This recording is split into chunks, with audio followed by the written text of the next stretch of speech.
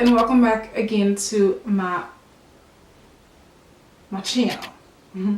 So I actually did another lip, a blue lip, but then I didn't really like the way it came out, and then I decided, okay, I am gonna go with another lip color, like my holy grail lip color.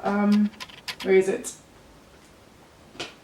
It's this one here from NYX Cosmetics.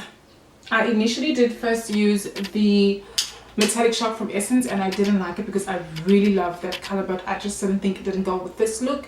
I did something very different today. I hope you guys enjoy the video. If you do, don't forget to like, don't forget to subscribe and all of that. I almost said jazz, and I said I'm not gonna say jazz anymore. But anyway, thanks for tuning in. I'll see you. No, I don't think I'm gonna do an outro. I don't think I'm gonna do an outro today because I'm so exhausted. I'm so exhausted. But anyway, don't forget to share, like, subscribe, and all of this good stuff. Until next time, I'll see you again very soon.